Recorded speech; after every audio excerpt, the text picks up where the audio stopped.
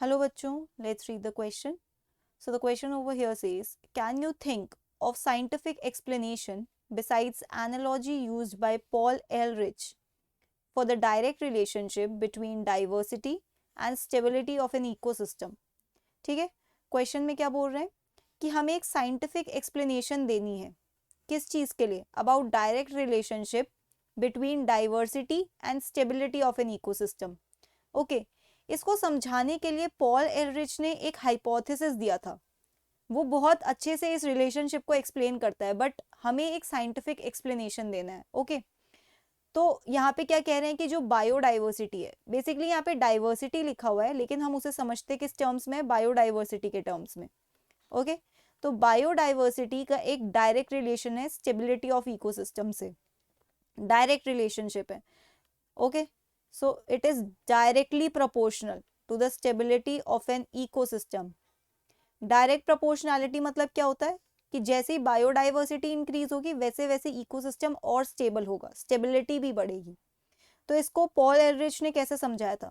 तो देखो, पॉल एलरिच जो थे उन्होंने दिया था एक हाइपोथेसिस जिसे हम कहते हैं रिवर्ट पॉपर हाइपोथेसिस. ओके, इसे क्या कहते हैं? Rivet popper hypothesis. इस हाइपोथेसिस में एनालॉजी यूज करी है. क्या एनालॉजी यूज करी है? इन्होंने कहा है कि आप मान लो कि एक एयरप्लेन है. ओके, एयरप्लेन है और ये एयरप्लेन है analogous to your ecosystem. Ecosystem, इस एयरप्लेन के बहुत सारे पार्ट्स होते हैं. वो पार्ट्स जो हैं उनको ज्वाइन करने के लिए यूज करे गए हैं रिवेट्स. ठीक है, रिवेट्स. और ये रिवेट्स को आप एनालॉगस मान लो स्पीशीज के. अब यहाँ पे क्या समझाया था इन्होंने कहा कि जैसे एक एयरप्लेन है वो इकोसिस्टम है. ओके, वो स्टेबल कब तक है? जब तक उसके पार्ट्स रिवेट्स से जुड़े हुए हैं, मतलब स्पीशीज प्रेजेंट है. जब तक सारे रिवेट्स हैं, मतलब स्पीशीज हैं, तब तक इकोसिस्टम स्टेबल है. फिर जैसे जैसे पैसेंजर्स धीरे धीरे एक एक रिवेट निकाल निकाल के ले जाएंगे, वैसे वैसे एयरप्लेन क्या होगा? डिसमेंटल होता जाएगा. मतलब जैसे जैसे स्पीशीज एक्सटिंक्ट होते रहेंगे वैसे वैसे इकोसिस्टम डिसमेंटल होगा, उसकी स्टेबिलिटी कम होती जाएगी. ये एनालॉजी यूज करी थी पॉल एलरिच ने. अब हमें इसको एक्सप्लेन करना है, मतलब साइंटिफिक एक्सप्लेनेशन देनी है. कैसे दे सकते हो आप?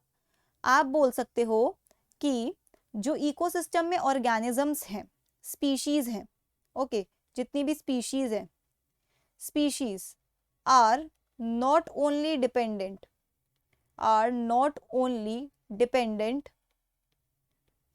ऑन बायोटिक या फिर on abiotic factors. Abiotic factors, okay, they are also dependent, they are also dependent on each other. ठीक है, each other through ecological interactions, through ecological interactions.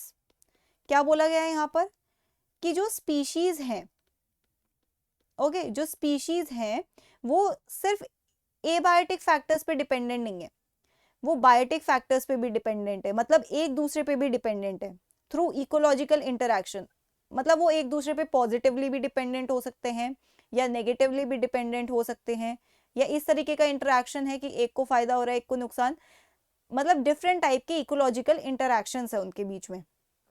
Okay, और ये बायोटिक और एबायोटिक से मिलकर ही तो आपका इकोसिस्टम बना हुआ है ना. बायोटिक प्लस एबायोटिक, इससे मिलकर ही तो आपका पूरा इकोसिस्टम बना हुआ है, right? Ecosystem.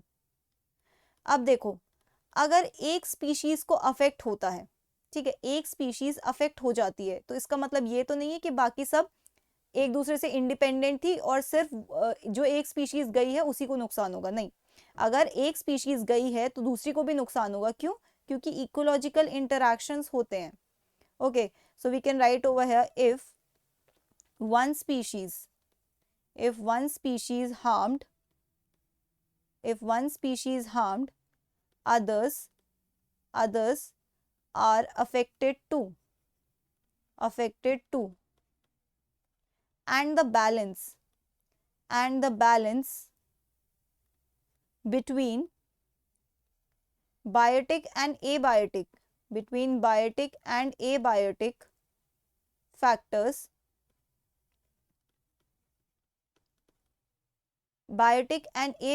factors disrupts, thereby disrupting balance of ecosystem, है ना। अगर देखो बायोटिक और एबायोटिक के बीच के इंटरैक्शंस और बायोटिक के इंटरैक्शंस ये सब डिसरप्ट हो जाएंगे तो इन ऑल हम बोल सकते हैं इकोसिस्टम डिसरप्ट हो गया, thereby disrupting ecosystem, right. और अगर इकोसिस्टम डिसरप्ट हो गया तो इसका मतलब क्या है, इसका मतलब ये है कि बेसिकली इकोसिस्टम अनस्टेबल हो रहा है, ecosystem unstable.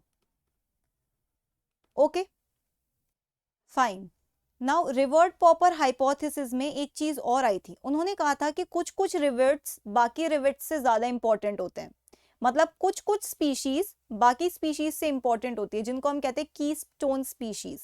Okay, keystone species एक ऐसी स्पीशीज होती है जिनको बेसिकली हटाने से पूरा इकोसिस्टम बहुत, आप कह सकते हो, वाइड रेंज पे अफेक्ट होता है, ठीक है। एक फूड चेन की एक कीस्टोन स्पीशीज होती है, ठीक है, और अगर उस कीस्टोन स्पीशीज को हटा दिया फूड चेन से तो पूरा फूड चेन आपका डिसमेंटल हो जाएगा, ठीक है।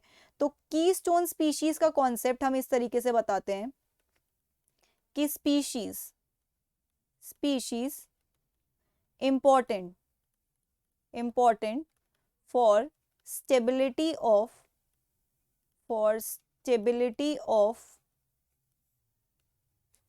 food chains in ecosystem,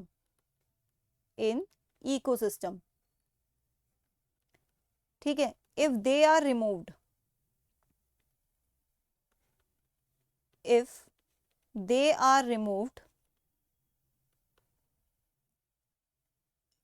ecosystem food chains dismantle, thereby affecting stability of ecosystem, right। तो यही पॉल एलरिच ने कहा था, उन्होंने कहा था कि इकोसिस्टम में कुछ इंपॉर्टेंट रिवेट्स हैं, एयरप्लेन में कुछ इंपॉर्टेंट रिवेट्स हैं बाकियों के कंपैरिजन में। फॉर एग्जाम्पल एयरप्लेन के विंग्स, एयरप्लेन को उड़ने के लिए अपने विंग्स सबसे ज्यादा चाहिए, तो जो रिवेट्स एयरप्लेन के विंग्स में लगे होंगे वो ज्यादा इंपॉर्टेंट होंगे ऑटोमेटिकली, तो उसको उन्होंने कंपेयर किया था कीस्टोन स्पीशीज से।